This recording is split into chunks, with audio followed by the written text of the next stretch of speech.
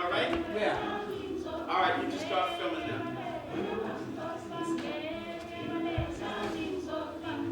Sorry.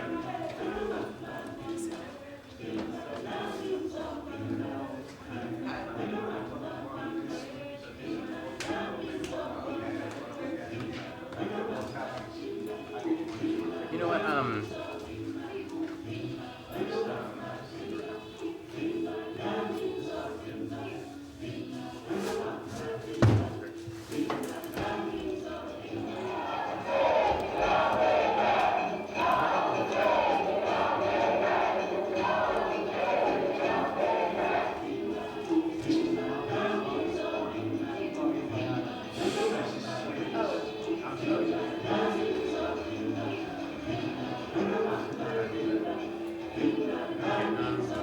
So yeah, I'm just gonna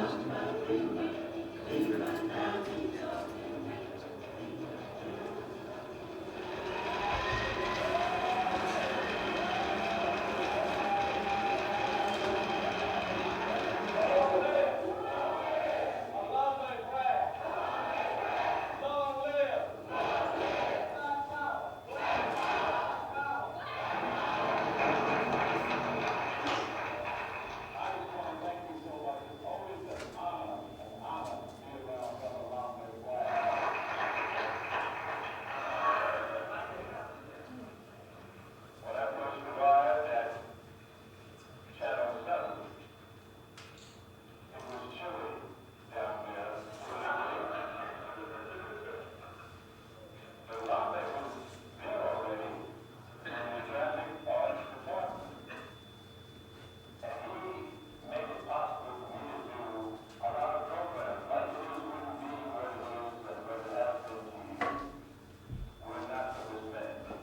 Blanketis owes this man a great debt.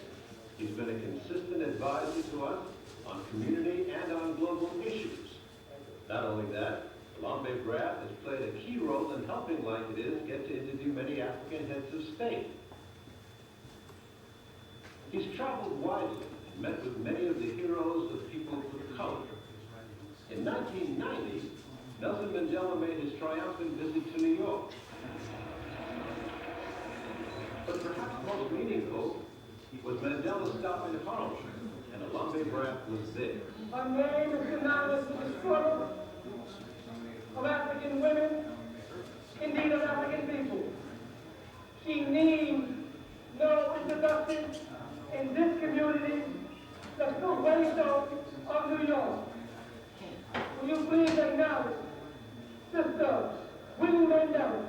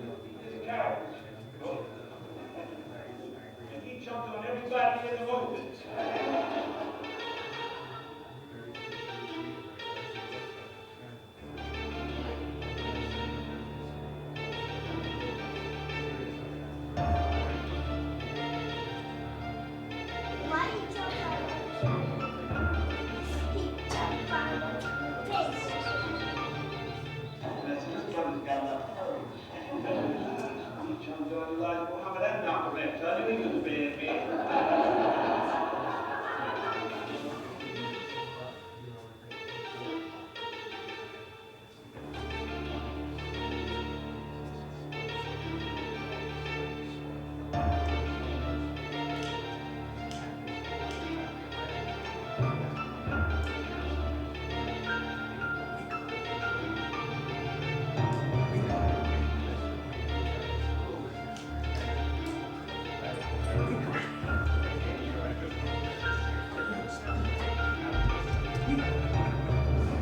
The point is that to be able to question is always a good thing. It's always a good thing to question. You don't accept anything that's on some kind of one of the things that I've always do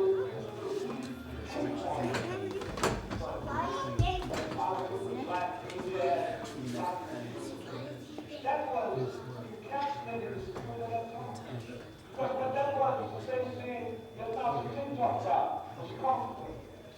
So what Lombe represents to me is the spirit of cultural revolution and the spirit of black power in the 60s, which we have to bring back. But anyway, let me end by saying this. The reason that we love because we all could trust Lombe. We knew that whatever was happening, Lombe was going to be on the case. Especially if it was something about Africa, you could ask Lombe, no matter what kind of propaganda you heard from the Amsterdam News or some other African Negroes, you knew that in the end, Lombe was going to straighten that out. And so, long way, long way.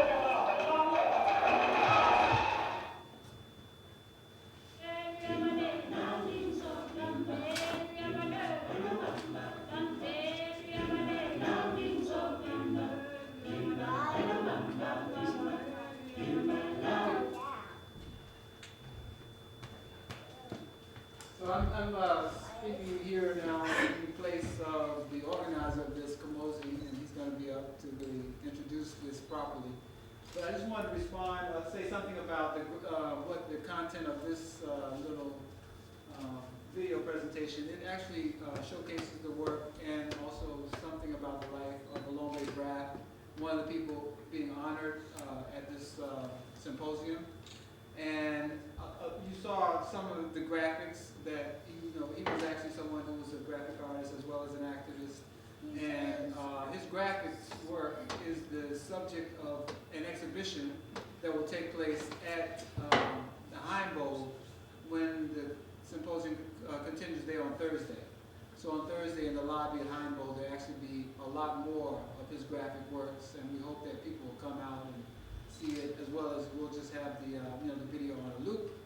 And it's really important to really just kind of contextualize this in terms of all of the ways that he brought so many different aspects of his activism and leadership together, both in the work and in his life and in his influences. And so we're really happy. So I was privileged to work with Symposium in terms of trying to put this together, as well as with his son, Gabi, who actually made it possible for us to use the graphics that we're using.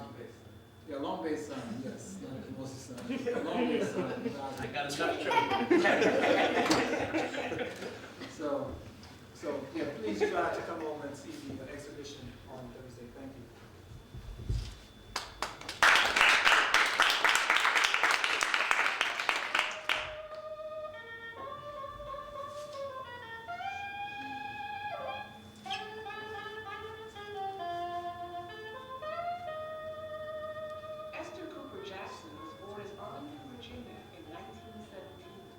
She has been a social worker, researcher, editor, and social activist.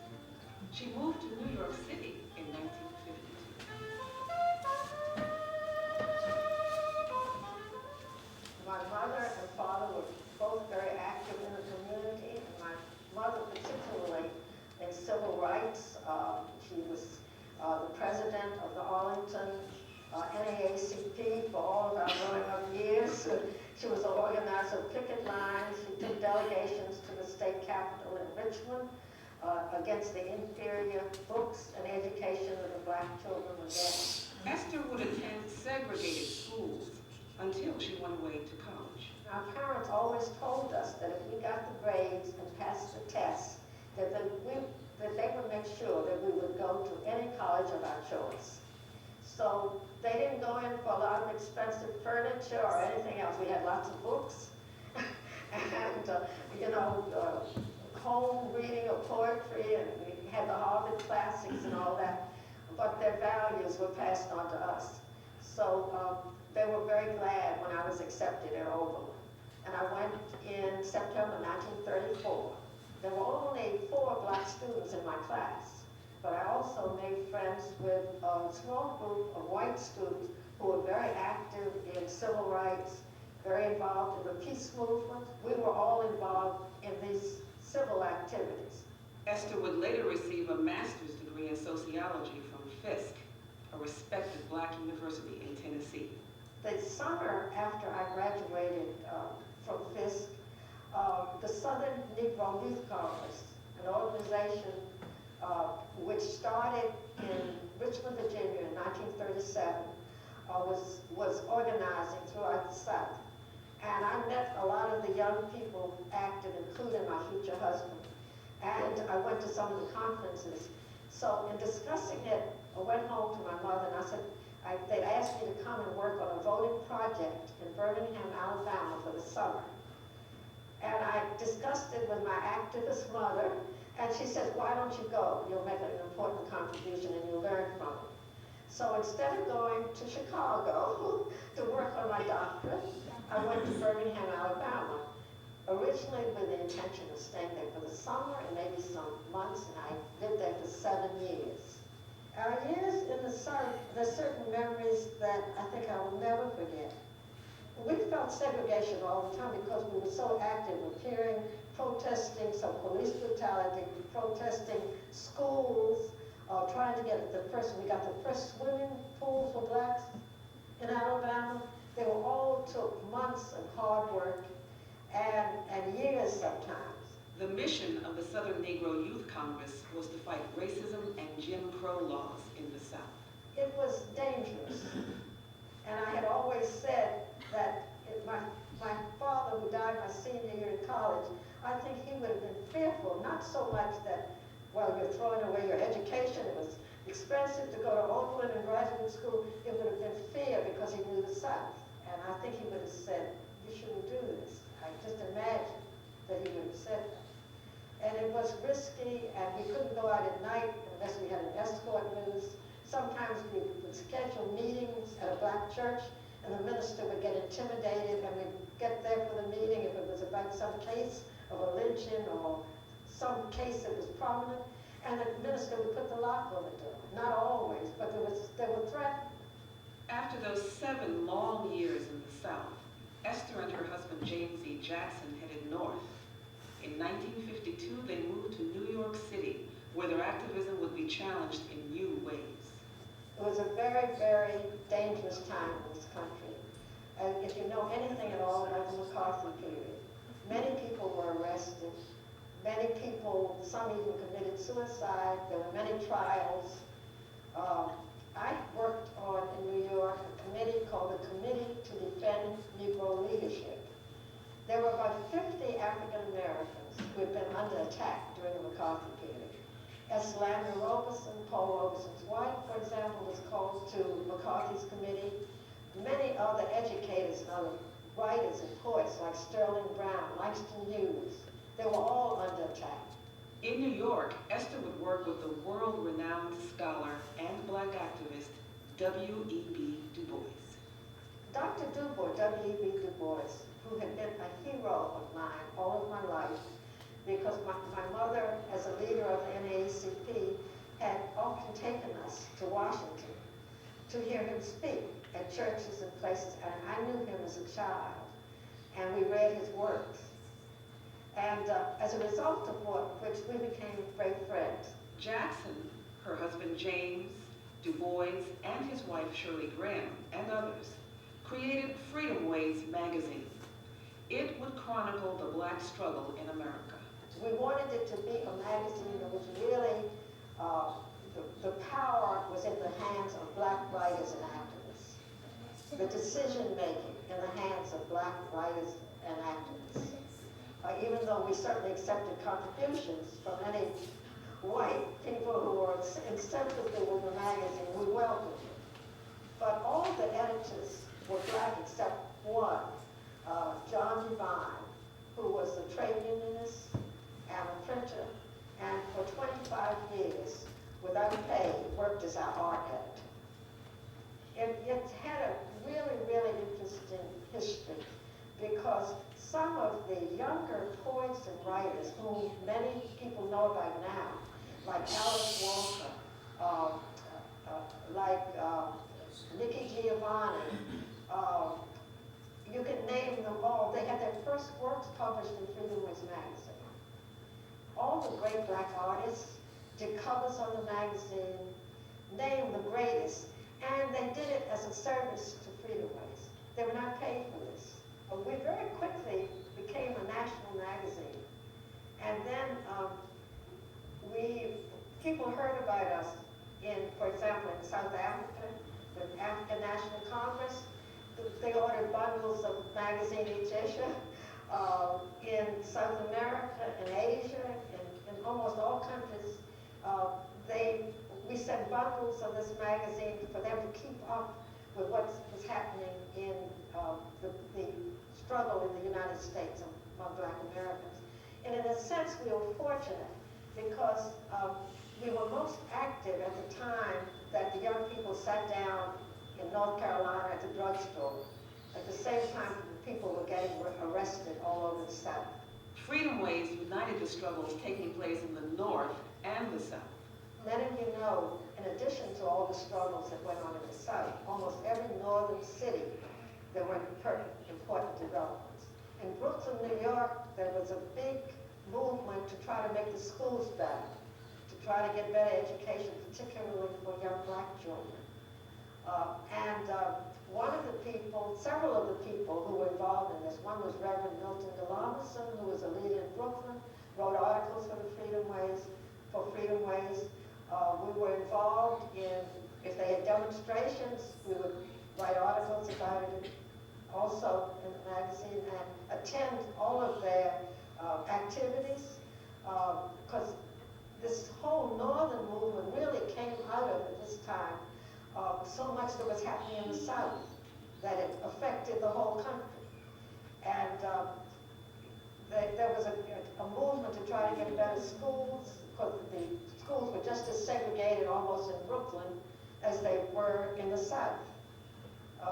So we had special issues all the time on the South, on Du Bois, on Robeson. So one of the things was to try to unite the struggle taking place in New York and Brooklyn with the struggles in the South.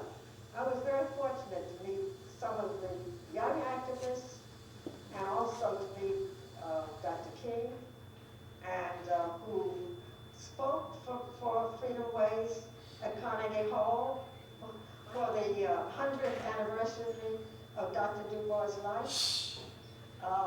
And it was a speech honoring Dr. Du Bois, which has been reprinted quite a bit. We filled Carnegie Hall. Jack Odell, who was one of our leaders, who was really a traveling companion with Dr. King and one of his speech writers. And he brought Dr. King and some of the leading activists in the movement around the circle of Freedom Ways. And we learned from them, and it helped enrich the magazine very much. Esther was the managing editor of Freedom Ways for 25 years. I was never really a journalist, I must confess.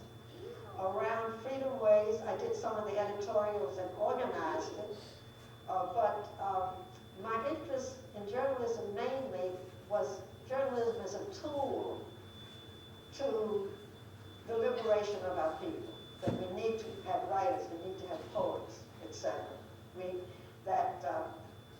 That there's been no real movement of people, I don't think anywhere in the world, without writers. So my writing was really secondary to something that I felt would be as an assistance to organize blacks and whites together to change some of the things that were wrong about our country, so that there was a link between my writing. It wasn't separate from my life activity.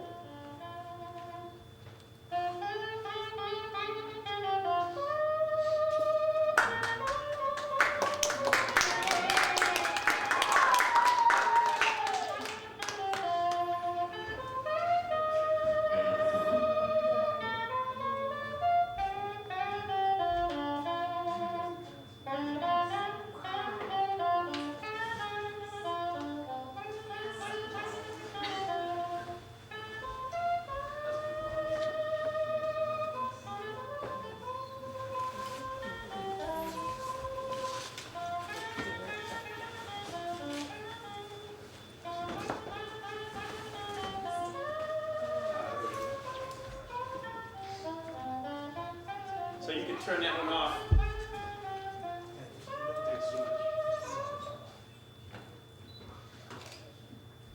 Well, welcome to the International Black Power Studies Symposium.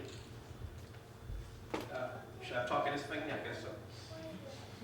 This is our opening night, and we're filming this whole process so that this information can be used by public schools and public libraries and community groups. And one of the themes of this symposium is to thank the elders who made lifelong sacrifices for oppressed communities and grassroots people who seldom get thanked for the sacrifices they made. To thank them through the awards and through the panel presentations that you'll hear a lot of this week. Lomé Braith, of course, is one of the great wise leaders in the history of Harlem radicalism and that great tradition. And without knowing about people, artists like him, we know very little about Harlem's culture. Sad to say, we know very little about Harlem's culture. Right? So please partake this week and look at the exhibits, and please come to the award ceremony on Friday. We will give him Patrice Lumumba Award. We're also selling some books. We've got some of the authors here, particularly Prudence Cumberpatch is here, one of the alum of Sarah Lawrence College, has an article in a new volume called One Star Revolution. Ask your invitation. And there's a chapter on Esther Cooper Jackson in that volume, and many other women. Now tonight, we'll have Brian Purnell and myself will make comments on the theme of Freedom North. And basically this is the theme of the night, is to talk about the civil rights movement in the North that's often neglected, because people in the older days used to think that civil rights was only a Southern problem, as if there wasn't any problem of Jim Crow racism in the North. And I'll make some comments to take the place of Johanna Fernandez, who has been detained in, not legally, but transportation-wise, in Pittsburgh. And I'll make some comments about black theology in the North as well. David Goldberg, who's on the program for tonight, will actually appear on Friday on a panel with Jean Theoharis and myself. So without further ado, I'm going to turn the lights down and let Brian do his presentation on CORE. And that's assuming I'm going to do this thing right here.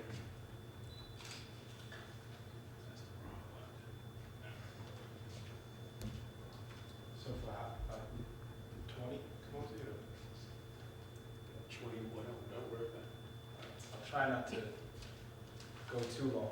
A lot of what I'm going to speak about is connected to a photo slideshow. So I'll be going through it as I speak. Kamosi made a really good point to think about the elders and the people who made the movement possible. I think it's important as a historian to be very mindful that a lot of what I'm going to present tonight came from oral histories that activists shared with me, or from sources. All the photographs I was able to find in people's attics and basements. And if it hadn't been for those activists' generosity, sharing their time and their resources, aside from not having a job, I wouldn't really, I wouldn't have anything to share about this history that's so rich and important. So I'm going to talk about the civil rights movement in Brooklyn in the early 1960s. And most of the times when I give this presentation, or when I talk about the book that I'm writing, people always ask me, well, why Brooklyn? Why are you going to write a history of civil rights in Brooklyn? As Kamosi had mentioned, there's a lot of historical amnesia in terms of black struggles for freedom outside of the South, right? So, but one reason that Brooklyn is so important is just for the sheer number of people who are there, right? Separated out from New York City, the borough of Brooklyn, or Kings County, up until the mid-1970s was the 4th largest city in the United States. And as far as African Americans go, or black people in general, from both the United States and at this time, the time period I'm talking about, from the West Indies and from Spanish-speaking Caribbean, a particular neighborhood in Brooklyn is one of the 2nd largest urban black communities in the country, 2nd behind the south side of Chicago, which is what one source that I found indicated. So these numbers that you see here, these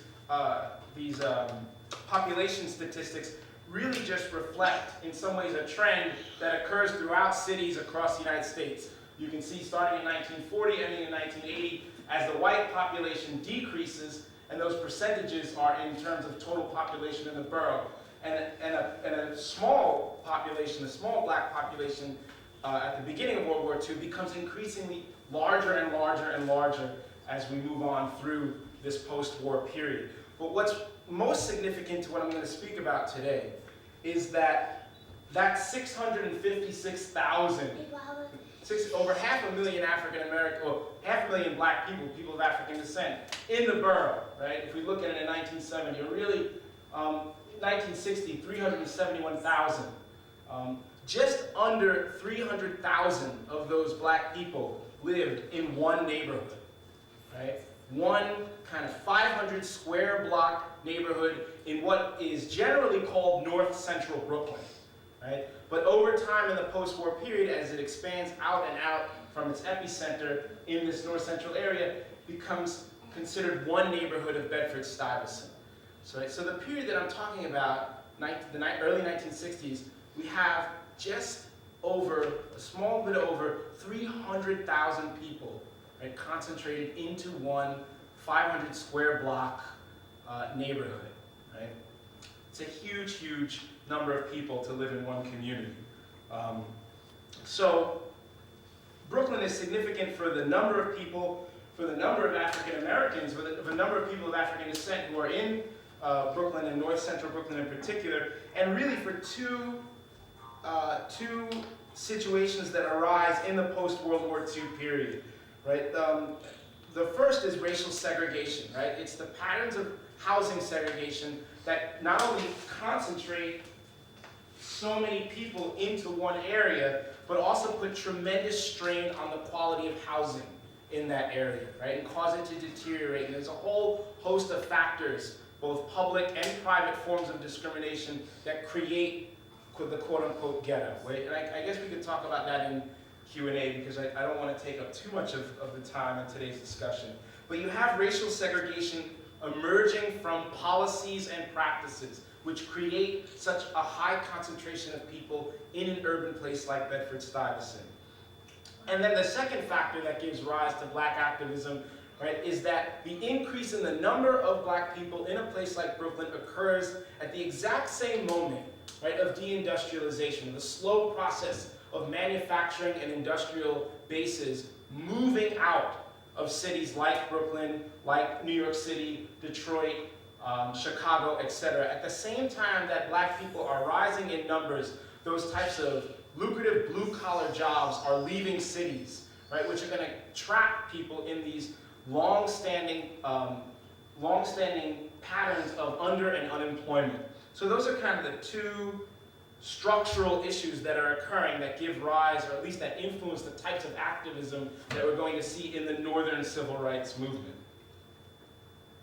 So Bedford-Stuyvesant really becomes this cauldron of struggle, right? It becomes this cauldron of struggle from segregation and housing and job discrimination. Brooklyn Core, of the organization that I speak about in the middle of the book, the Congress of Racial Equality, the Brooklyn chapter, is important for three main reasons.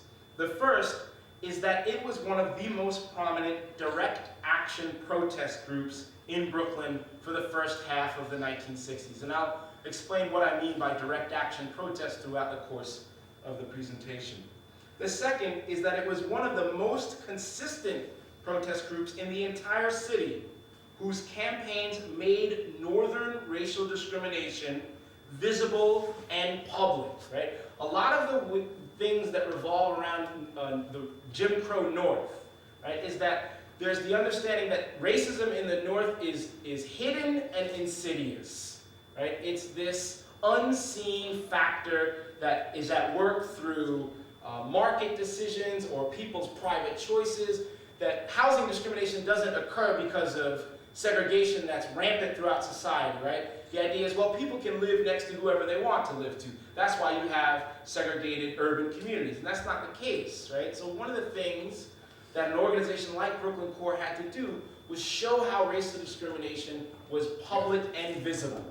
And Brooklyn Core was very successful at doing that. And then the third reason that they're so important is that they tackled, in a short period of time, they tackled many of the issues that blacks had to face in the urban North.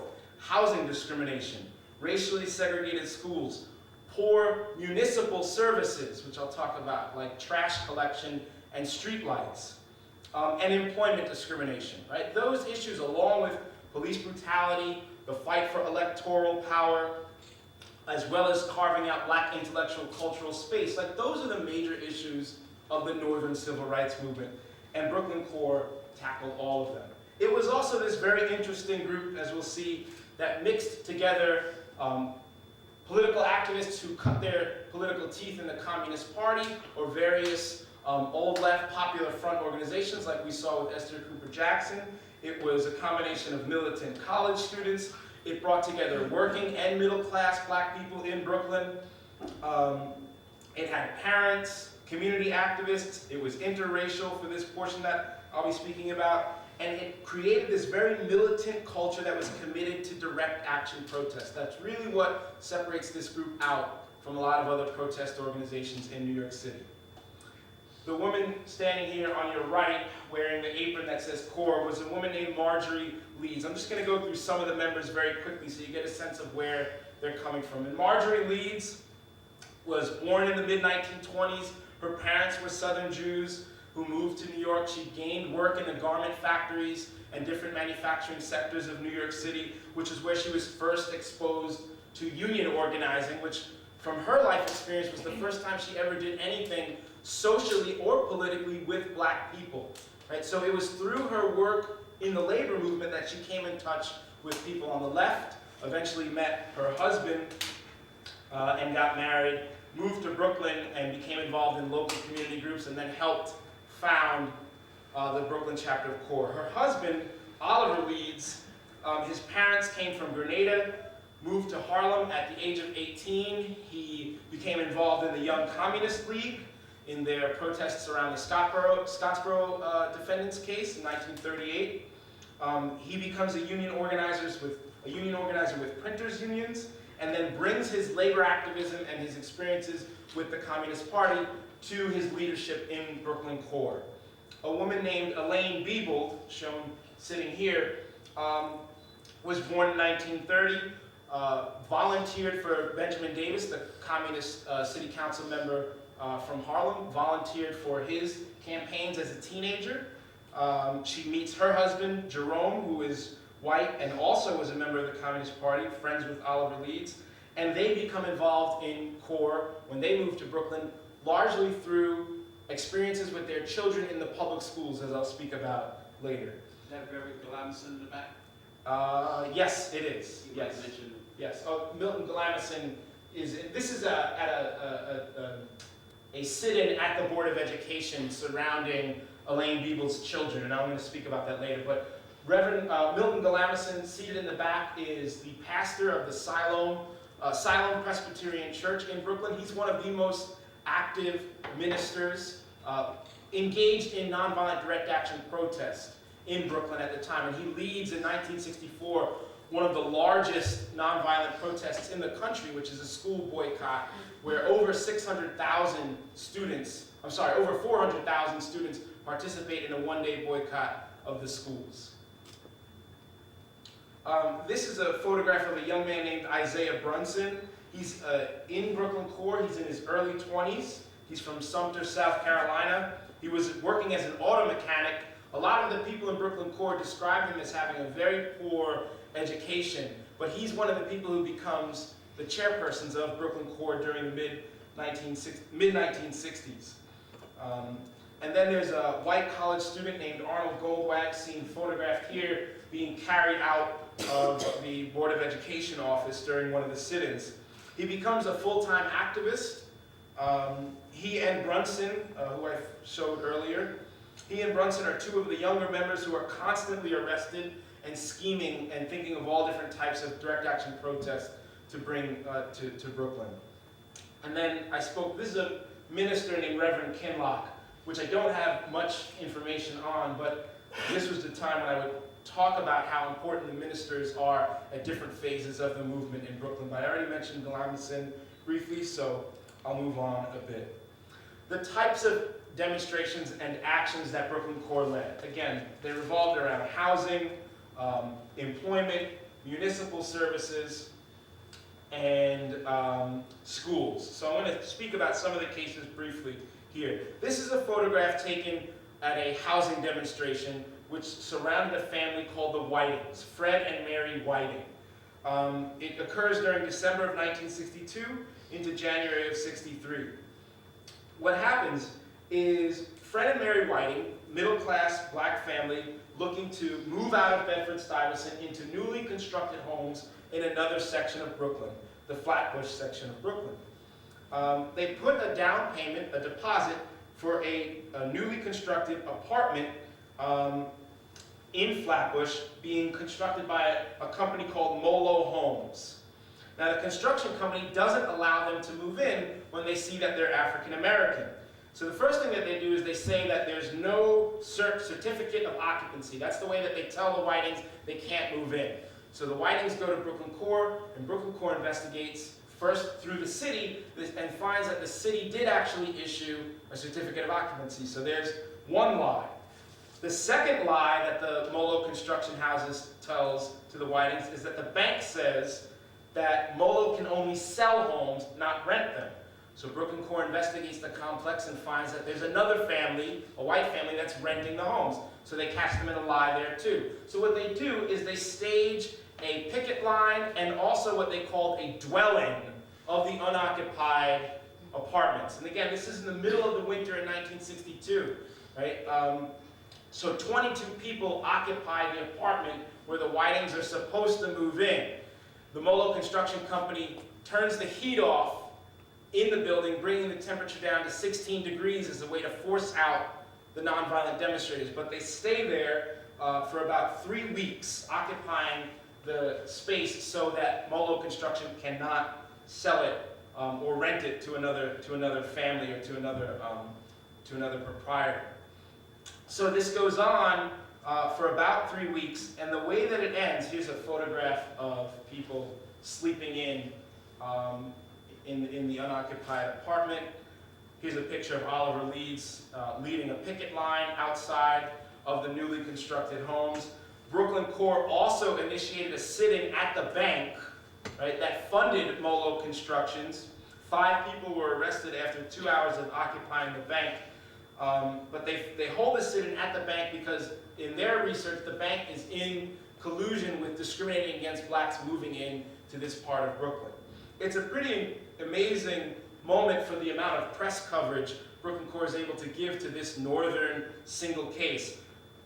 Newspapers in Danville, Virginia, Minneapolis, Tucson, San Antonio, all run stories of this case. And it ends, the way it ends is the way many of Brooklyn Core's kind of individual cases end. Molo Construction agrees to pay $1,500 in damages to the Whitings family, but the Whitings family is not able to move in to the apartment. So it's a reflection of how Brooklyn Core is able to create a movement around one particular family. And as I'll mention again later, a lot of the individual cases Brooklyn Core leads with housing end with a successful occupancy of a black family in an apartment that they were discriminated against. But this is not one of them. Although the Whitings did get paid considerably more money than they had put down for the apartment.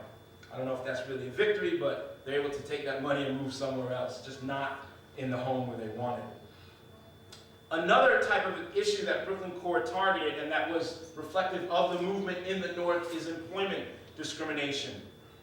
In 1961 and in 1962, the Brooklyn chapter of CORE targets a local industry in Brooklyn called the Evangers Baking Company. Now, Evangers was a pretty significant local industry in Brooklyn and throughout Queens and Staten Island. It has 50 retail chains in those 3 boroughs. It has a baking and trucking distribution factory in Brooklyn. It's one of these kind of local industries in post-war New York City where you can generate a lot of jobs, blue-collar work, for local residents who don't have specialized or technologically advanced skill, and you could raise a family on this in the post-war period. Evangers did not hire African Americans or Puerto Ricans at any of their retail stores. It had no blacks working in management positions, and it had no black men, it was all men at the time, working in the trucking distribution center. So this was something that Brooklyn CORE targets in 1961 and 62 to gain jobs for black workers primarily. And what we would think of as affirmative action, right, they didn't call them, but that's specifically what they're calling for in their protest demands. 25% black employment immediately, and 3 out of 5 of all new workers employed by Evangers be black or Puerto Rican in the subsequent hiring. So they start off with a boycott, which they target throughout all of the stores in Brooklyn. And here you can see people marching in front of an Evangers retail store with placards. What eventually breaks the boycott, or breaks the stalled negotiations, because Evangers constantly brings Brooklyn CORE's leadership to the negotiation table. They constantly make promises that don't meet all of Brooklyn CORE's employment demands, and they never really make a firm commitment to to reversing the patterns of discrimination that had led to so many blacks not being able to work at Evangers. What breaks this stalled negotiation is when members of Brooklyn CORE go to the trucking depot on a Saturday morning. You can kind of see the trucks in the background, and there's Arnold Goldway holding a placard, and they lie down in front of the trucks, preventing them from making their deliveries throughout Brooklyn, Queens, and Staten Island. And that's the main tactic, right, which CORE chapters around the country herald as a first time ever that CORE chapters had ever used this type of tactic in an employment issue. This is what brings Evangers to the negotiating table to immediately begin hiring about a dozen black workers, most of them women at first, to work in local Evangers retail stores. Now, I'll explain how this is a bit of a bittersweet victory a little bit later, but I'll just note that 1962 is when African Americans begin to break through into working at Evangers, and it will be 10 short years later when Evangers is going to go out of business, right, for reasons I'll explain. So the gains seem significant at the time, but in the long run of what's going to happen to the northern economy, black people are going to fall out on the shorter end of the stick in terms of how these job gains would play out. Another major issue that is part of the Northern Civil Rights Movement has to do with municipal services. And in Brooklyn and in Bedford-Stuyvesant in particular, that meant sanitation, right? It meant garbage collection. So Brooklyn CORE does research and finds that these papers keep falling. It's 20 years long, from World War II until 1962, that Bedford-Stuyvesant, again, a community of just over 300,000 people, only has 3-day trash collection services. Their research indicates that predominantly white sections of Brooklyn, in much less populated areas, the one area, I don't know if folks know Brooklyn, but there's a neighborhood called Marine Park. Marine Park is kind of a quasi-suburban, detached single-family or double-family house area on the kind of southeastern section of Brooklyn. Marine Park, which has significantly less people, significantly lower population density, has 5-day garbage collection service. Right? Bedford-Stuyvesant, which has over 300,000 people, has only 3-day collection service, one of which is what the sanitation department classified as bulk trash pickup. Right? So mattresses, ice boxes, furniture, things of that nature. So only 2 days in which household garbage is being collected. Brooklyn CORE petitions the Department of Sanitation to change this. Their research uncovers that there's a clear racial discrepancy between which neighborhoods get full service and which don't. This sanitation department responds by saying it will issue more tickets, more summonses to landlords guilty of improper trash placing it on the sidewalks. And then they also say, the Department of Sanitation also says that it will initiate an education campaign to teach people in Bedford-Stuyvesant how to properly throw out their garbage. Right? So it completely ignores all of the structural issues that Brooklyn Core is raising about discrepancies in which neighborhoods get trash collection and which don't. So what Brooklyn Core does is it does a campaign that it calls Operation Clean Sweep. On a day when the sanitation department goes throughout Bedford-Stuyvesant, Brooklyn Core follows it with a U-Haul trailer and their own kind of brooms and pots and pans. They collect the garbage that's lying in the street, load it up in their trailer, and bring it to downtown Brooklyn, to Borough Hall, which is the seat of county government. There's Oliver Leeds carrying a box. It's an early Saturday morning, and they take the garbage and they dump it in front of Borough Hall as a means of protesting the discrimination in trash collection. So this protest is significant for a few reasons. One, it's challenging the city's argument about a cultural reason for trash, right? The city responds by saying, well, people in Bedford-Stuyvesant don't know how to pick up their garbage, so we're going to have to teach them how. And Brooklyn Core is trying to say, no, this has nothing to do with people throwing their trash away incorrectly. This has to do with structural inequality in the amount of resources being allocated to this incredibly densely populated, all-black community. Right? So that's one reason that this is important. It's highlighting an issue of structural racism that leads to all other sorts of problems in the community, whereas the city wanted to make it an issue of culture and behavior.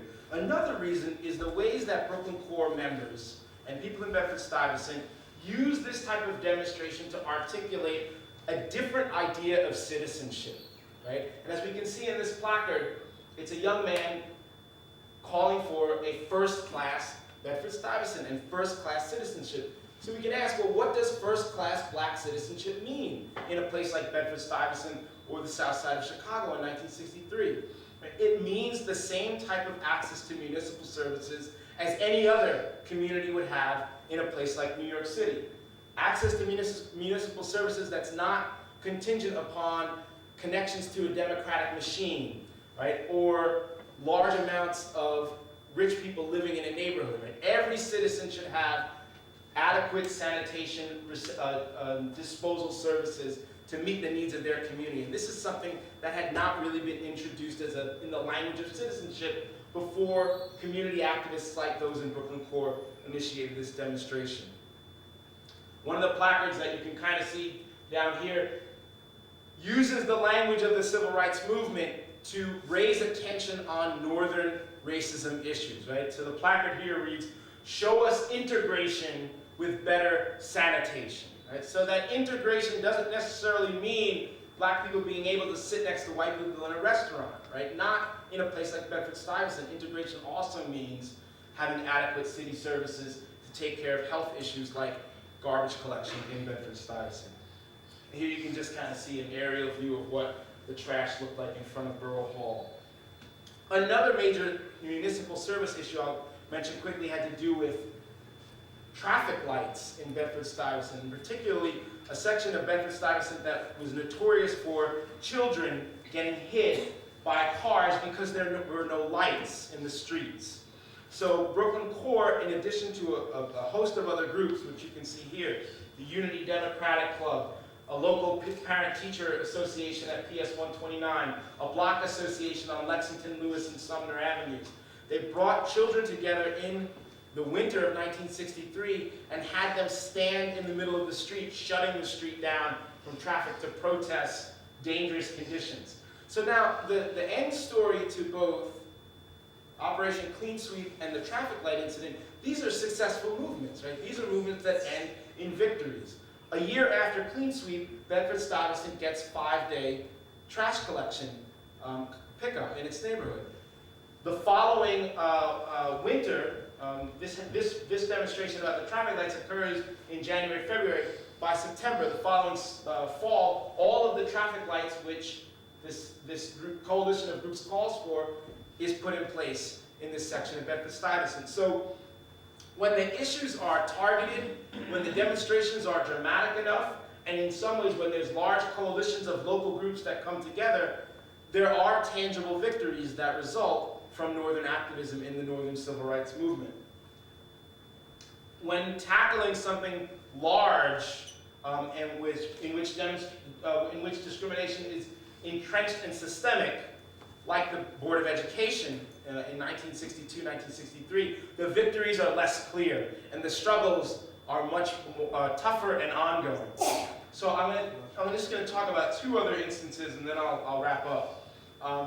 One has to do with an education case that, again, involves, on your left, Elaine Beebold, her 3 children, and her husband, Jerome. The story behind what leads to the Beebold case is the family is living on the southern edges of Bedford-Stuyvesant, and they're able to send their children to a mixed integrated school, which is really an all-white school in which their family is one of the only black families, in the Crown Heights section, until their family's apartment has a fire, has an electrical fire. Then they're forced to move to a poorer working class section of Park Slope, but their children are zoned to attend a school which is over 75% black. Right? So their children go from attending an all-white school where they're some of the only black kids to attending a majority black school where there are no special programs, there are no advanced reading classes, there are no advanced math classes. And these were 3 children that had done really well in the school from whence they came. The oldest son, who's on your far right next to Jerome Beebold, his father, his name is Douglas. He comes home one day complaining about performance on a spelling test. And his mother sees that he has 100 on the test. She wants to know what's the problem. And he says, well, Mom, look at the words. And the words are all rudimentary first grade words. And this is a kid who's in the 5th grade who is performing at a very high level. The experience becomes so difficult for Doug, he starts murmuring to himself in class, and the teachers want to put him in the equivalent of special ed. So this is when the mother has a moment of panic at a Brooklyn Core meeting and says that she needs help, that there's something seriously wrong if her kid could go from interpreting poetic imagery to then having to do rudimentary spelling classes and almost being threatened to put in special ed by his teachers. So they use the family's case to show research on racial segregation in public schools and stage a demonstration around this particular family's issue to desegregate all of the Brooklyn schools. They have the children sit in at a school in an all-white section of Brooklyn, called PS 200, and the section of Brooklyn where they sit in is called Bath Beach. The children sit in at that school for about 8 weeks. But during that time, technically, the Beebold children are not attending school since they're not enrolled at the school that they were attending, PS 282. So the parents are brought into court and faced with a year in jail for parental neglect. So you have children sitting in an all-white school, parents facing a jail sentence for parental neglect, and Brooklyn Core is trying to raise attention and awareness around racial segregation in public schools. They have sit-ins. You can see 3 Brooklyn Core members behind this Board of Education bureaucrat on your right. They do round-the-clock sit-ins at the Board of Education. And here's some photographs of folks that I spoke about earlier. When some of their placards say, this one says equal education, not segregation, but I think that the way the photographer situated it is interesting because it says equal education, not garbage, which is how a lot of black and Puerto Rican parents saw their education in the early 1960s, saw their children's education. On the way to and from the Board of Education to the court appearances, they would do these dramatic kind of pageantries, marching with coffins that say "Bury Jim Crow." Segregated education is no education. And this was how they tried to raise awareness to the very real systemic patterns of racial segregation that characterize black children's experience in Brooklyn's public schools. The end to this story is a bit of it's a Pyrrhic victory insofar as the Beebles are able to take their children out of PSA 282 and send them to whichever school they want, right? Which the Board of Education then spins as an advertisement for a new program of open enrollment, which is starting at the time, which allows children in quote-unquote ghetto schools to go to whatever schools may have seats in other neighborhoods, right? So because Brooklyn Core can't sustain the type of activity that it would take to do this every day, day in and day out, and because the parents don't want to go to jail, the option of going to jail and having their children be taken over by social services was not an option for them. They take advantage, they use the open enrollment as a means of ending the demonstration, but it never really deals with this type of systemic, racially segregated public schools that is perennially an issue in Brooklyn. I'm just going to skip ahead to my last issue that I'll talk about, which is employment discrimination. Not only employment discrimination in a localized industry like Ebbinger's, which I spoke about earlier, but employment discrimination that's entrenched in powerful unions, right? So in the summer of 1963, the issue that Brooklyn Core and a lot of organizations around New York City and in cities around the country take up is racial discrimination in the building trades industries. So construction trades industries, basically any job that went into construction of a building, carpentry, steam fitting, electrical work, cement mixing, bricklaying, all of that is controlled by very powerful unions in New York City, which are predominantly white. They're not all white. There are some black locals which are limited to work in black areas like Harlem. And so there is a black construction local union, but that only gets work in Harlem. And so at a time when construction is booming around New York City, black workers who are in the unions are limited as to where they could work, and skilled black workers who want to get into unions can't. And the reason that they can't is kind of this cyclical pattern that really feeds into that is part of the nepotism that shapes construction unions. You have to be brought in by somebody who's already in the union, a father, a grandfather, an uncle, a cousin, or a neighbor. And if you don't have that connection, it's very hard to break in. So the one story of a Brooklyn Core activist who's involved in protests against the construction trades industry, he's a World War II vet named Gilbert Banks. He's an expert diesel mechanic trained in the Air Force to repair airplanes. When he comes out of the war, he tries to find work consistently and he gets the same runaround. If he goes to a job and asks for work on the site, the foreman of the job will say, I can't give you a job, you need to have a book from the union, you need to be a member of the union. Go down to the union hall, tell them your skills, get into an apprenticeship program, get on the books, and then you can come back to the site and get a job. Cool. Gilbert Banks would go to the local union hall, say, I'm an expert diesel mechanic, I'm a World War II vet, I can repair engines, I worked on jet planes, I can really work almost any job at a site, can I get a book? And at the union hall they would say, no, you need a job first. If you get the job first, then you can come to the hall and get on the books and work officially with the union. So it's this, as Gilbert Banks would say, there was no way of really fighting that. So what Brooklyn Core, New York Core, East River Core, a lot of the chapters around the city in 1963 do, is they stage sit-ins. They have college members stage sit-ins at the this is a picture from the the mayor's office at City Hall, Governor Rockefeller's offices in Manhattan. They stage round-the-clock sit-ins to bring the political power involved, to bring them into this situation. Brooklyn Core has a very large anti-discrimination rally at the Downstate Medical Center construction site, which is located at Kings County Hospital in the Flatbush section of Brooklyn. It's a multi-$100 million construction redevelopment of the hospital and creation of a learning college annex to it. Brooklyn Core targets that as their main issue for raising awareness about racial discrimination in the building trades industries. They have 6 weeks of protests. All the major ministers are involved. Thousands of demonstrators from around the city participate in this pretty consistently. throughout July of 1963.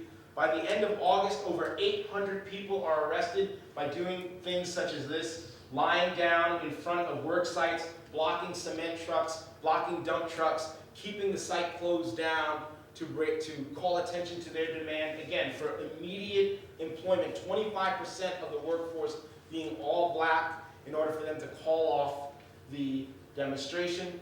The tactics increase. They climb on cranes, they chain themselves to fences, and this goes on until the middle of August.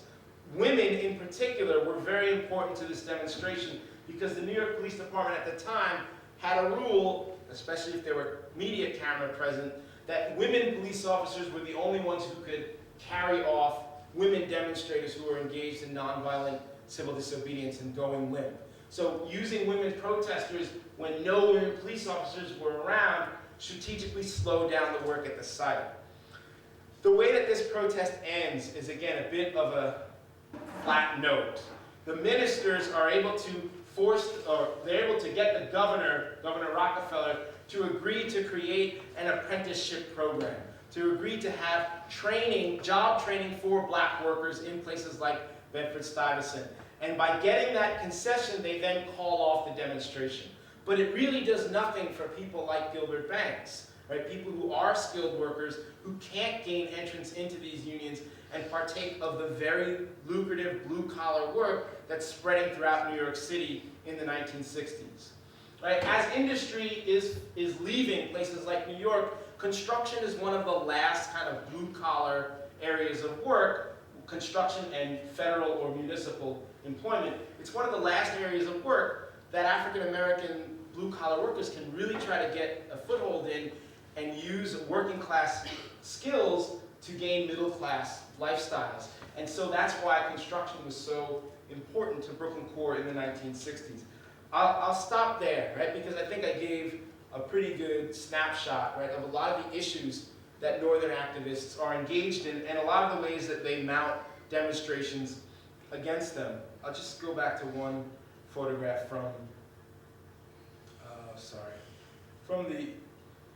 the garbage strike as a way to really try to conclude by asking, well, what does it mean to have a first-class Harlem or a first-class Bedford-Stuyvesant or South Side of Chicago or Detroit or Watts or Baltimore or Roxbury in Boston? I mean, these are the questions that Northern activists, or Newark, these are the questions that Northern activists are asking from the 1940s through the end of the 1960s and early 1970s. And the ways that they're engaging in raising attention to how racial discrimination turns these northern, liberal, cosmopolitan urban centers into second-class spaces for black people. Right? That's the struggle that black activists are engaged in the post-war period. And really the legacies of these unfinished movements is where we see the issues that activists are facing in cities still today. Schools, housing, jobs, municipal services. So that was just a very brief look at some of the things that happened in Brooklyn in the early 1960s. Thanks for your time.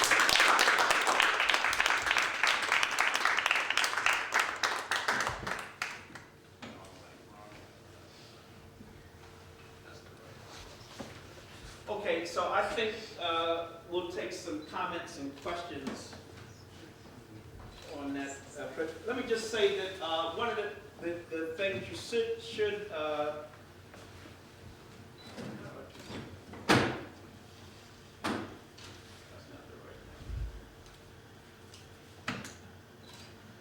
you should see the connection between what the Young Lords, one of their first major demonstrations, 68, 69, something like that, is the garbage strike, the famous garbage strike. And you can, most of the time we talk about the Young Lords being very much influenced, obviously, by the Black Panther Party.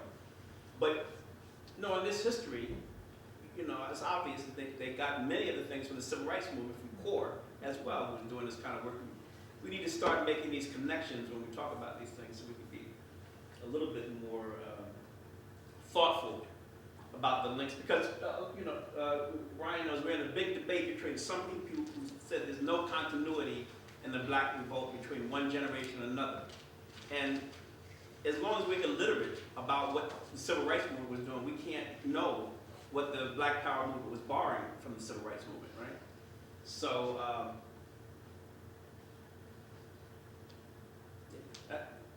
I think let me just say on the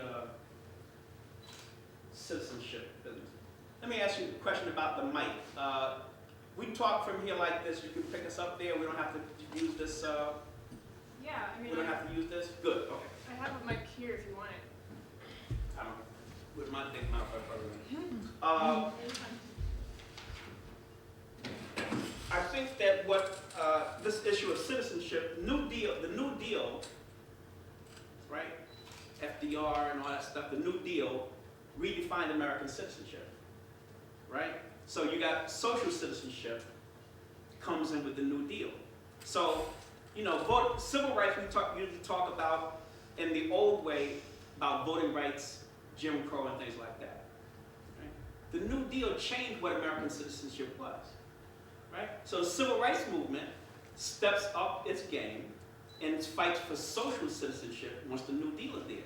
That includes the GI Bill, housing, garbage pickup, medical, everything that white people are getting with the New Deal. Black people and Latinos and poor whites who are excluded from that demand that during the same period, but they're called radicals when they demand it. Right? So that when white people here in Eastchester, they cut an after-school program about 2 years ago, and white people had a big protest out there. I happened to be living in Eastchester at the time. And it occurred to me that if those same parents would protest in Brooklyn, they'd be called Mau-Maus. And it's a kind of a trap. I mean, I'm not going to say that we don't have black radicals. I'm not going to say that. But many of the times we need to be careful about the language we're using, because what white people do as regular citizenship in the suburbs and what they feel they're entitled to, if black parents demand insist on those same things, they're called Maoist, radicals, the whole 9 yards, right? Now they may be and they may not be, right? But I think we have to watch the language we use, because we kind of fall into a trap of calling what they call socialism and all that stuff that we were doing was social citizenship. Everybody in America was entitled to that after the New Deal, and all the oppressed people who didn't get it were paying for it with their taxes. Okay? So I think, and the same thing, Brian's done another important paper where he shows you that long before there was any violence in the civil rights or black power movement, the New York Times and other establishment newspapers were calling nonviolent resistance violence. And we didn't question that, right? And so we have to be very careful, because sometimes, let's look at what they're calling violence, right? And most of the time, it's not violence. It's simple civil disobedience and things like that. And so even when they're saying the movement is turning more violent, we need to look very carefully at what is really going on, right? And not just go with the language that some of the papers are doing, because in some cases it's really confusing. I'll say maybe one more piece, and then we'll get questions from Brian. The other thing, when we worked on the Eyes on the Prize website, they were introducing a term in the South. They would talk about school segregationists. In Boston, when the white people burned black people's buses and bombed their buses, they called them Northern anti-integrationists. This is for high school students, right, on the website, educational site. So we asked them in the middle of work, we said, wait a minute, what's the difference between an Alabama segregationist who bombs a bus with black kids on it, and a Boston anti-integrationist who bombed that bus? Mm-hmm. And part of the reason that people are so confused about this is we're using two different sets of language. Am I messing something? Oh, okay. So anyway, those are some of the issues we're trying to go through right now as we review, rethinking this history and be more consistent in the language. Because, you know, people usually blame young people for not knowing different things. But if we look in the books and the texts that young people are reading, they are very consciously being confused about that. And you shouldn't be looking at your children talking bad about them, but look at what the teachers are teaching them. And for those good-hearted teachers who are going to be watching this documentary, obviously I'm not talking about you, But I would urge you to read some of the new scholarship that we have on this. We're looking at what kind of language we're using and making sure we're more precise about that, because otherwise you're justifying police repression and other things that you wouldn't justify in Westchester, right?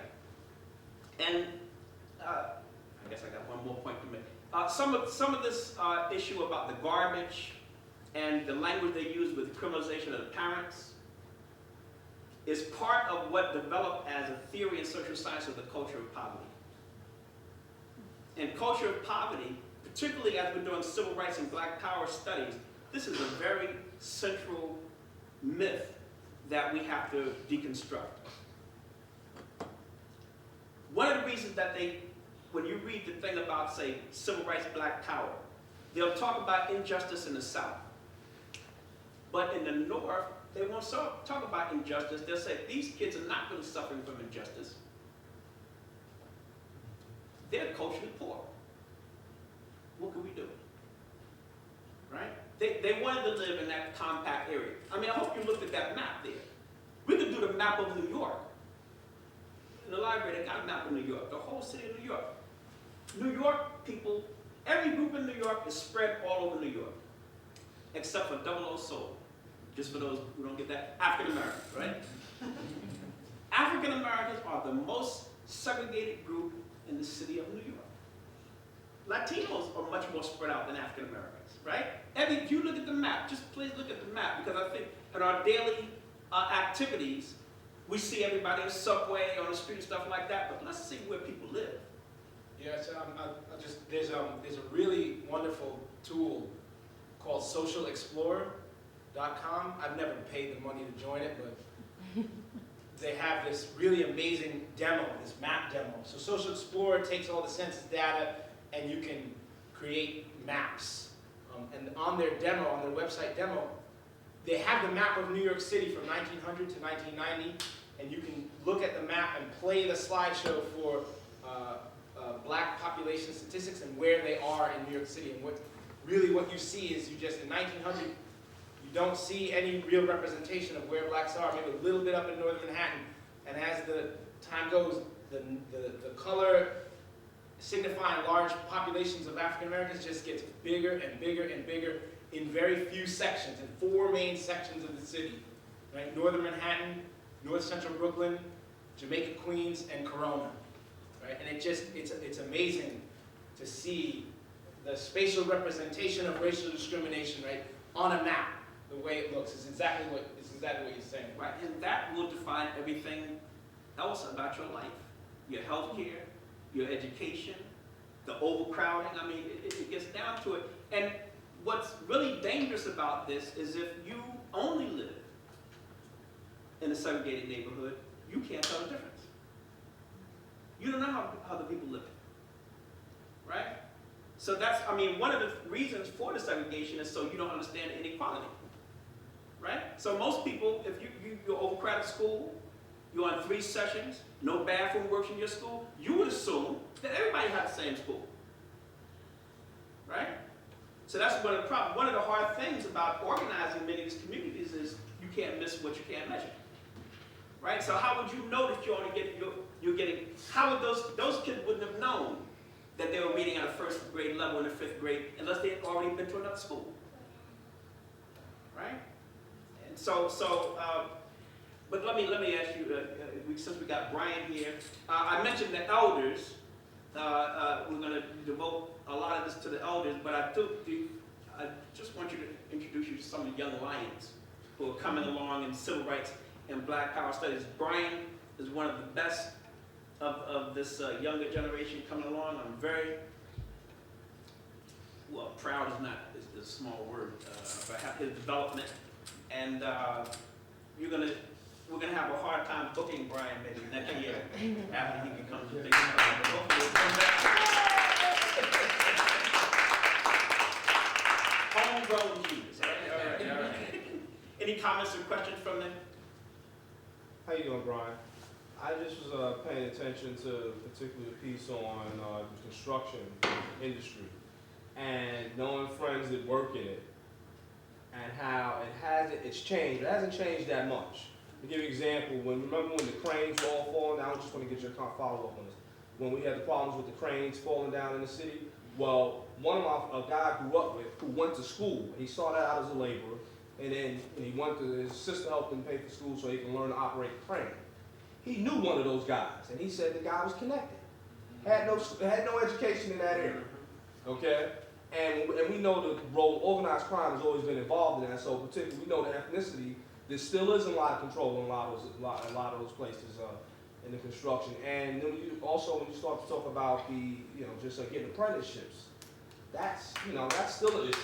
That's still an issue where you will have someone that even if you have a black or Latino who has a union card that's skilled in a particular area, they still might not get the opportunity to work unless, all right, somebody really screws up who's connected.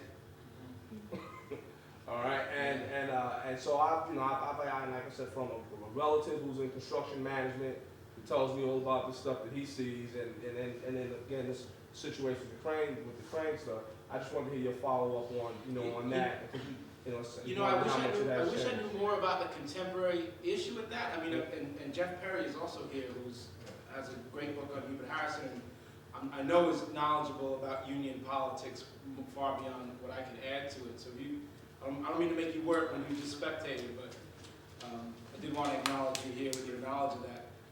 What I'm curious about I'll say two things. One is what I gained from the scholarship is that Black and Latino organizations in New York City in particular, in the late 1960s and 70s, developed some pretty hard-nosed intervention tactics, we'll say. So the two organizations I'm most familiar with from research is Harlem Fight Back, founded by a man named James Houghton. Is he here? Yeah, we're giving an award Friday. James Houghton, Gilbert Banks, who I talk about in my book, who was very involved in Brooklyn, was also one of the beginning founders of Harlem Fight Back. And then there's a more Puerto Rican-based group in the Bronx called the United Tremont Trades. But There was a Brooklyn group called Black Economic Survival, Black and Latino. What I heard about from United Tremont Trades and Harlem Fight Back in doing interviews with Gilbert Banks, I said, well, how did you get jobs? Like, what did you do? When after the 1960s, when the demonstrations and the sit-ins and the lying down in front of the cranes, what would you do? And he didn't off the record say, he didn't give specifics, but he would say how people would go and sabotage construction equipment to break into the unions. Now, my sense of kind of a contemporary snapshot just from living in New York and walking around is that I see more Black and Latino workers on sites. And there's one right on my block, a big 7-story halfway house, which is being state funded, has almost all Black and Latino workers. And I'm always curious to ask them, but I don't want to pry into their personal business because they may think I work for the government. But I don't think that some of those sites are unionized. No, well, that's a big thing. Yeah. They are unionized, and increasingly, okay, the Central Americans, there's this friction because now the economics is we don't have to pay we don't have to pay the Black and Latinos now. We have to pay them benefits, even if they're in the union. We can hire someone from Guatemala, from El Salvador, and we can pay them, $7 an hour. Right. And they will work around the clock. Right.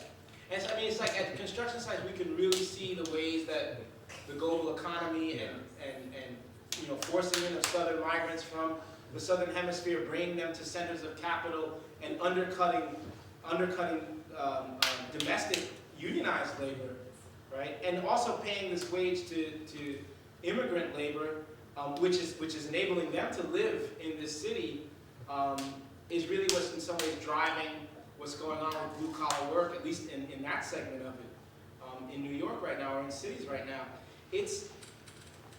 I don't have much of a handle on the contemporary period. Well, mostly what I know is how people tried to break into the unions at the time, but it seems like a lot of their efforts are being undercut by ways to cheapen that labor with non-union work.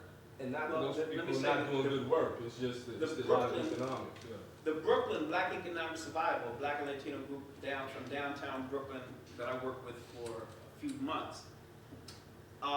Let me just enrich the tactics a bit. It was disruption, similar to the garbage thing.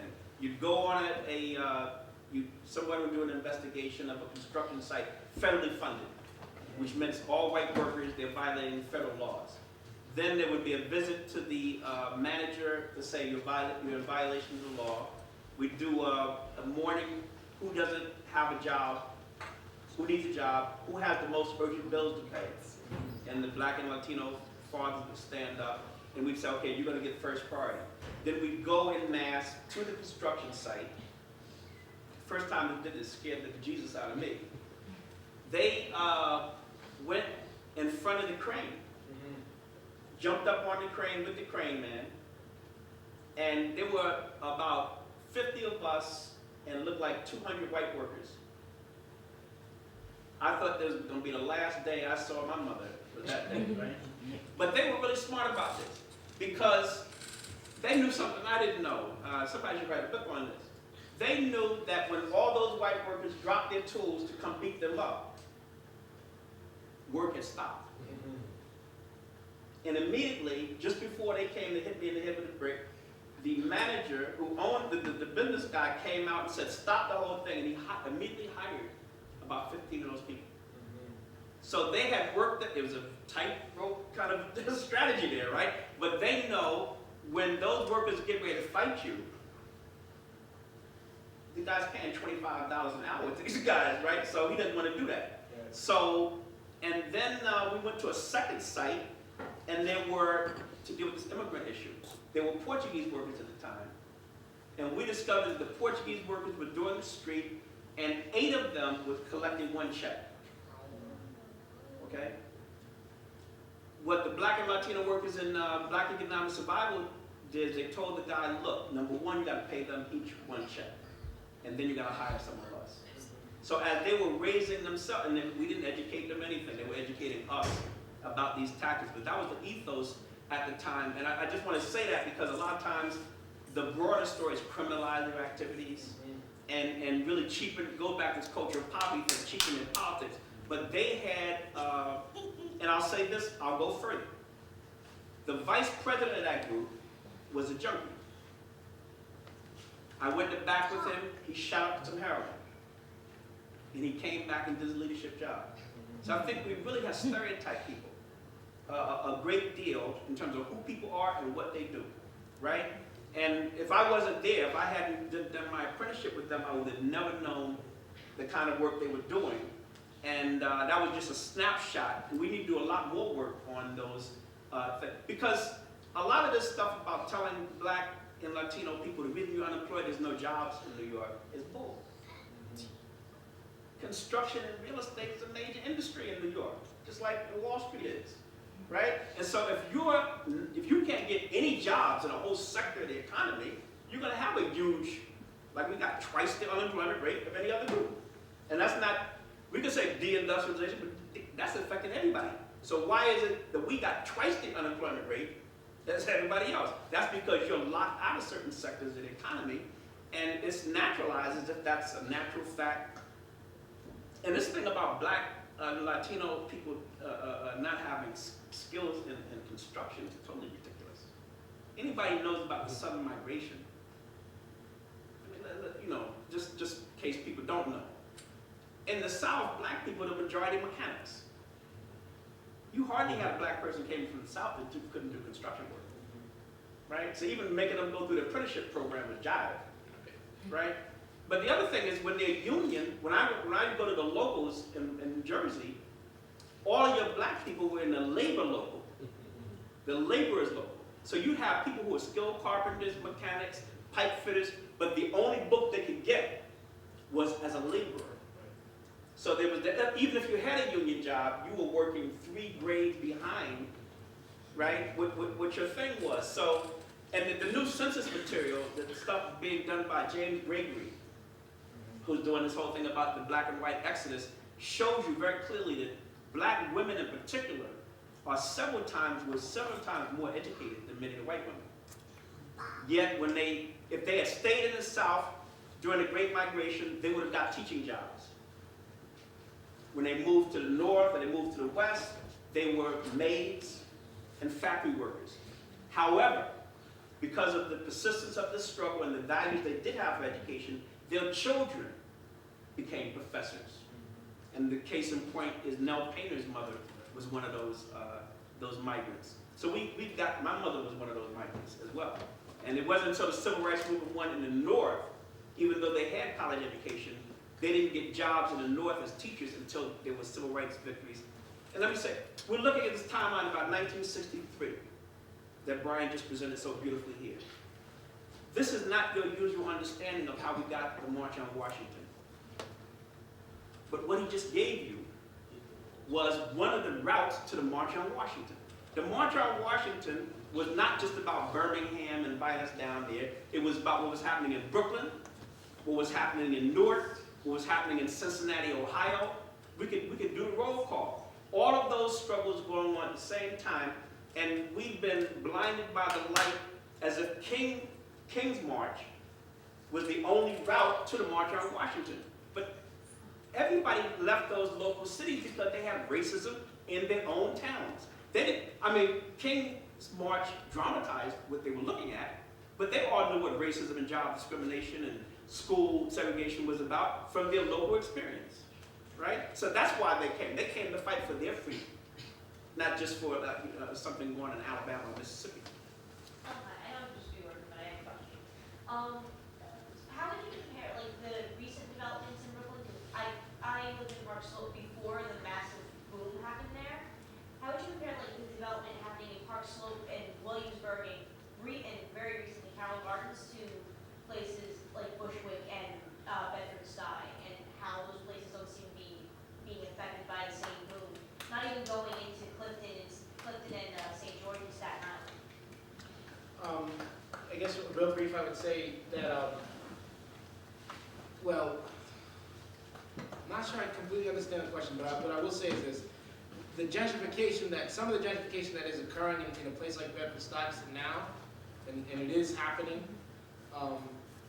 is in some ways largely happening because activists from the late 1960s saved the brownstones, the beautiful brownstones, and that incredible housing stock that is preserved today, and it was not destroyed through overpopulation and underinvestment, right? Because black homeowners weren't able to get home improvement loans from the 40s, 50s, and 60s onwards, and they had to overcrowd their houses to make their high interest rate mortgage. So a lot of that housing stock deteriorated until grassroots activists fought to save and preserve that housing stock. So the type of gentrification or kind of boom that is occurring in north central Brooklyn and emanating out, I think is able to happen because activists saved that housing. Now how that's happening in comparison to Park Slope, I don't really know the answer to. I guess what I would speculate is to say that what we see in Park Slope is you see a earlier phase of gentrification occurring in the late 60s and 70s where artists, intellectuals, teachers, etc. move into a place like Park Slope when it's still kind of working class, run down, seedy, whatever adjective you want to use to describe a neighborhood in transition. And those people are able to over time acquire capital, right, and turn a brownstone or a townhouse that they bought for $30,000 in 1970 into a $2.53 million home in 2010, right? And that it's different, I think, when you see predominantly black communities because black people who were able to buy homes in the 40s, 50s, and 60s didn't have access to the same capital, so their neighborhoods won't gentrify the same way. But they were able to save the housing, which is why you do see gentrification in a place like Bushwick. One thing that's interesting, though, particularly about Staten Island, is that in the major black communities in Staten Island, which are Clifton, St. George, and I think Bay Terrace, is that, which I thought was interesting, you're seeing a lot more apartment buildings there in comparison to places like Tottenville, Rift Hills, which I thought was just very interesting just visually, because there's one train that runs between all of it, and you just manage to see it going all the way down, how different it is when you hit Mid-Island and then when you hit So is the density. I mean, that's a characteristic of matter of fact, if you look at that demographic map of Staten Island, black people are in this little tiny space once again. It's very graphic. There was a hand over here. I was just curious if you were familiar with the Restoration Community Development Corporation and their work Yeah, that's what that's the last chapter of the book. So that's what I was referencing there, right? So what restoration, Bedford Stuyvesant Restoration Corporation, which begins in earnest in 1967, has its beginnings in '66, but it really grows from community work that's going on in the '50s, and a lot of that work highlights the impact of housing segregation on housing stock, right?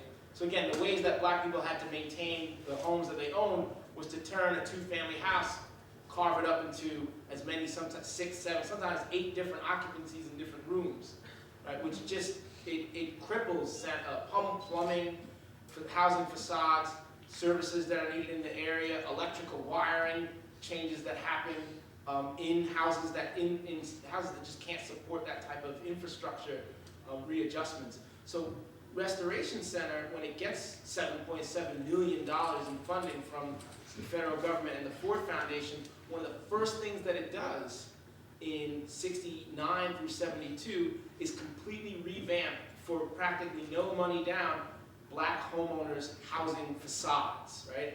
And it temporarily puts unemployed workers to work doing construction work, and it changes hundreds and hundreds of brownstones in the area in a short period of time, and I would argue that it saves the housing stock that's there today, right? So, yes, I think it's very, very important. But I guess what I try to do in this book is to highlight how that came out of what community organizers, particularly women, are doing through their research, their door-to-door investigations, and their petitioning to the city for changes in housing infrastructure, because they argue that it's the housing that leads to a lot of the other social ills in the community.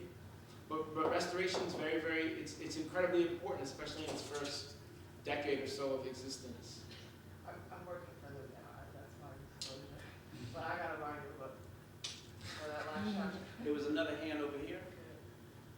I just wanted to so many themes. It was a wonderful presentation, and so many of the themes I can relate to, from personal experiences oftentimes.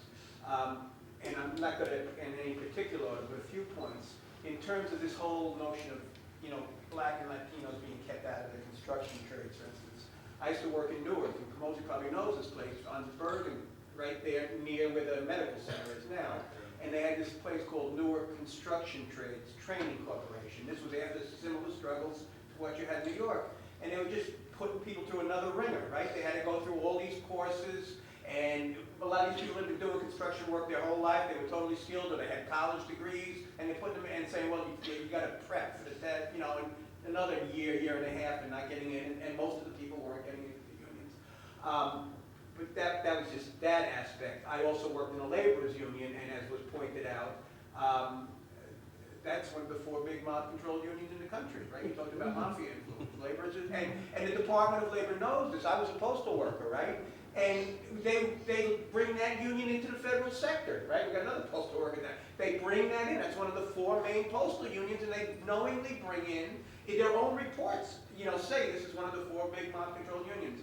But I wanted to get back to what the woman asked over there about, you're talking about Brooklyn, Staten Island, and you had hit on this early. You made a passing comment about a lot of this was by design. And I think that's really important to understand, at least the way I understand it, that white supremacy, I think most of the people here know, is central to how they rule and maintain control in this country. So, for instance, coming out of that depression, and we see a little of it now where it's some hard times, right? And there'll be some overtures towards unity, right? Hard times. There'll be some, not enough, unfortunately.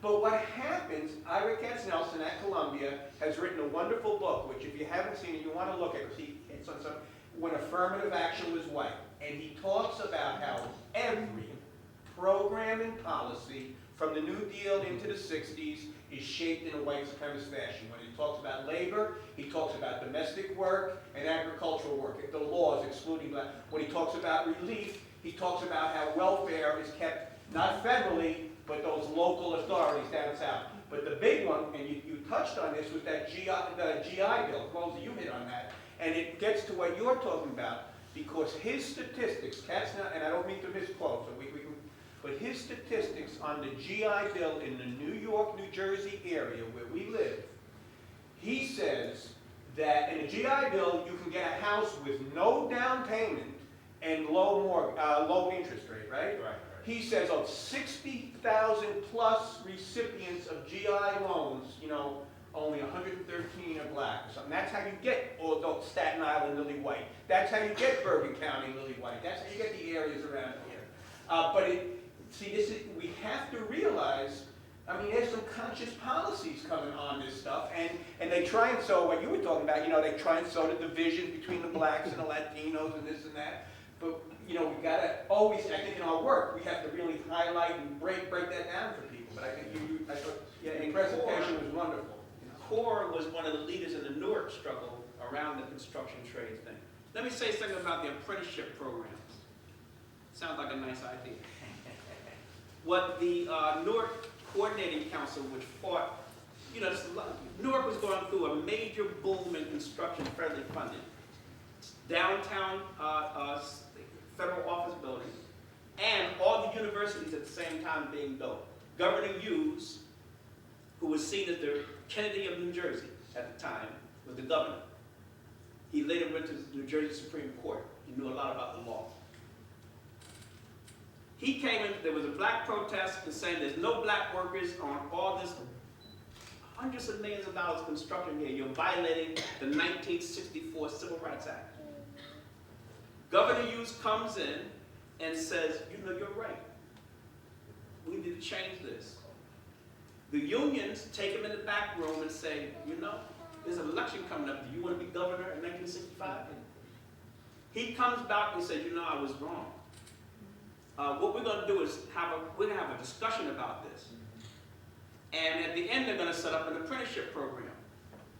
The reason they set up an apprenticeship, the construction was already going on. Right? The workers demanded the jobs. They were in violation of the law right then. Right?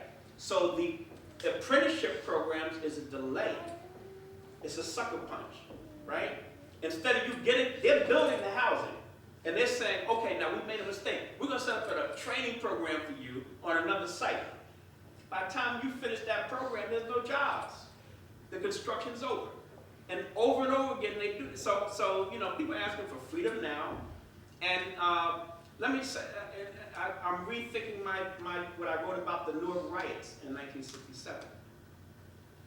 Many of the people who were leading that protest had supported Mayor Adnigio, who was the white mayor, who was a progressive white mayor actually, and pro-labor before this conflict came up. And what I think what the evidence suggests now is that many of these riots, like Newark, actually came from the disintegration of interracial coalitions in the Democratic Party, right? Where Democrats are in charge. Governor Hughes was a Democrat, and he was a liberal. Mayor Adnigio was a Democrat, and he was a liberal. At this fundamental issue of massive unemployment and the violation of the 1964 Civil Rights Act, everyone knew exactly what happened, right? And once they the white liberals, break that coalition in 1964 around these fundamental, and then sucker you into these dead-end programs, the clock was ticking between 1964 and the riots of 1967, right? And the reason that those same people cannot talk to those black communities anymore is because at that point, they don't believe anything they're gonna say. And what Governor Hughes says, when he comes to Newark, when the riot happened, he didn't know how it happened.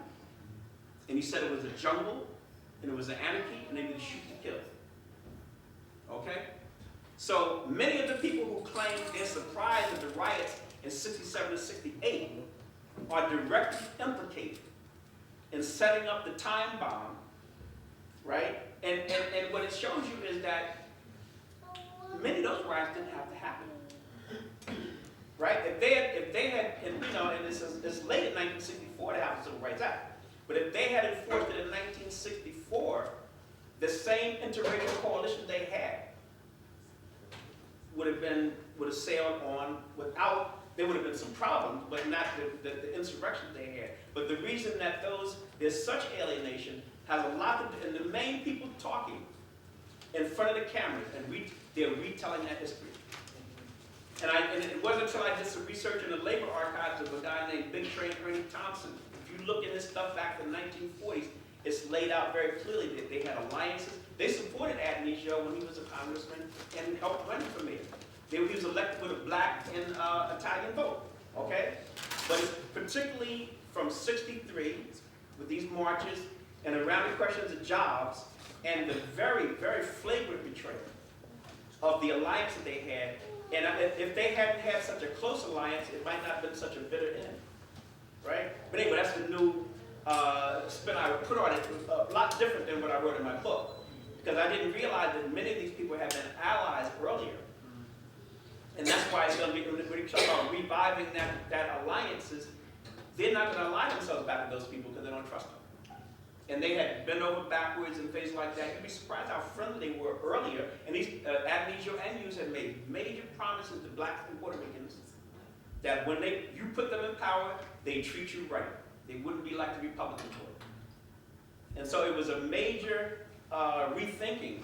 And then and at that moment in Newark, ministers, educators began to talk about black power. Right? Long before Stokely Carmichael, it was kind of amazing to see that, but they started talking about what we know as black power in 64, 65, and then when Stokely Carmichael gives the slogan, they are already, in many of these cities, they were already there. It summed up the experience they were having with these alliances. Are there any other comments or questions? We're probably going on a little too long here. So. The Freedom Ways publication, is that still in existence? No. What replaced the Freedom, what's available today as the Freedom Ways was then? I think, you know what's interesting? I was just thinking about that watching the video. There's a quarterly journal called Souls that comes out. Manny Marable is the managing editor of it he's at Columbia University Center for African American Studies. Souls. I think the subtitle is Black Culture, Politics, and Society. And I guess a Black Renaissance. Ken, why you? Yeah. I don't follow that. Well, black people, but basically you've got academic based journals now instead of the community based. I mean, that's the basic shift. Yeah, that's a good point. That's the basic shift. So that's a plus and a problem. Is that many of these grassroots community-oriented publications that were open to a lot of these young writers is now almost everything, all the capital in a sense is shifted to the academy. And I mean, not to say that these are not wonderful journals, but you had 20, 30, 40 newspapers and journals that came out of the Black Liberation Movement that you wouldn't have a Nikki Giovanni, a Sonia Sanchez, et cetera, unless you had these journals. And I think it's much more difficult for a community writer like a Gwen Brooks in Chicago, unless you have those community vehicles. These are more staging grounds for, I'm not going to be bad about it, academic careers than it is for talented writers, right? And so in some way we've narrowed the access even to black publications by that. We need to get back to either shared sponsorship of these things or more community-based things again. There's a pretty good web magazine that the name is escaping me, but I'd imagine that probably that type of grassroots intellectual forum has probably moved more toward the web. But let's remember, during that period, you had Negro Digest, Black World, Black Scholar, still around. Black Scholars. Black Scholar, still around. You had, it was just a flowering of grassroots black publications that Black Theater, Black Journal of Poetry. I mean, we could go do the... My point is, are we going somewhere now because of the change? They were going somewhere with Freedom Magazine. We can see where they were going and what they did. What's happening now? Is it just... Well, I'm sure young people here probably can tell you about the journal that people... Just a lot of intellectual jargon? Well, I don't want to be misrepresented. I think there are some young Black Latino groups that do have probably web-based publications and things like that. Serious movement that Freedom Ways, the manner in which it came forth. The other thing I want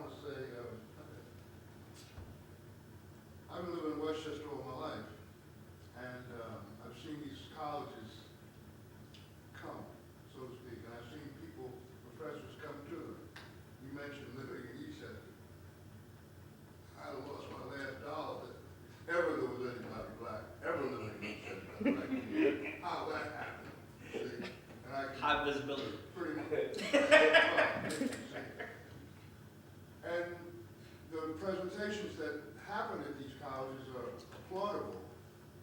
Somehow, there's nothing said about Westchester. Because everything that you say about the union, about the population and where they live, this big story is weighty about Westchester. But I never hear. Yeah, up here, Paul Zuber would be one of your local heroes who led the desegregation of newer shows. Yeah. Lincoln High School, that was a big struggle. And Zuber also did the Harlem 9 case. Englewood, New Jersey, he was a champion. That's a book that really needed to be written. Zuber was really a giant, and his name is almost a footnote, if probably most people don't know who Paul Zuber was. But in many ways, Zuber, a legal genius, as a strategist, because the way they would, in addition to the culture of poverty argument, the way they cover northern racism is said it's not de jure, it's not legal racism, it's de facto. And it's Zuber who won the major cases to say that, in fact, these school districts were drawn by state officials in order to segregate black people. It was no accident that all these black people live in the same neighborhood in Staten Island. It's no accident that all the black people live in the same neighborhood in Bed-Stuy, et cetera, et cetera. So he was a revolutionary and a genius at that. And I was doing some research on Zuber the other night. You know, you do the New York Times search under his name if you want to do that. And then popped up Malcolm X. And it's a very interesting thing where Malcolm X pops up. It's 1962. They're struggling against segregated schools in Englewood, New Jersey. And in the middle of it, in 1962, they invite Malcolm X. And some preachers decided that he shouldn't come, so he had to make a big thing. He wouldn't come to cause any problems, stuff like that. But that means we have a much more complicated portrait of who Malcolm X was, not post Elijah Muhammad, right? But even earlier, Malcolm X is thinking outside of that box, and if I was looking under Malcolm X, it wouldn't have popped up. But I was looking under Zuber's name, and then Zuber invited Malcolm X in '62. So I think the story we tell that Malcolm, the integrationists that didn't want to get close to Malcolm, we've only been looking at certain integrationists when we see that story here. It's right in the New York Times. Zuber invites Malcolm X to this rally, and the community wants him to come. So we have so I think all of these, once we look at this broader framework, it's a much more complicated landscape of what the politics are, and what's going to end up being black power, right? And it's, anyway. There's Yonkers, forgive me for pleading ignorant. Yonkers part of Westchester County? Yeah. Oh, yeah. Yeah. Sorry. There's somebody who thinks everything above the Bronx is upstate. There's an amazing documentary about desegregation of housing in Yonkers. Oh, yeah, I know about that. Yeah, it was. You know, the federal government told people in Yonkers, that they would put housing in the other areas of town. And the people in Yonkers told the federal government, we ain't, and they haven't yet. Struggle continues. Okay, so we'll see you here at the same time tomorrow night. And please remember that Hubert Harrison, the Black Socrates of the Harlem Renaissance, Tomorrow. the leading scholar, is right here. Autograph your books. And then tomorrow night, there'll be a presentation on Hubert Harrison.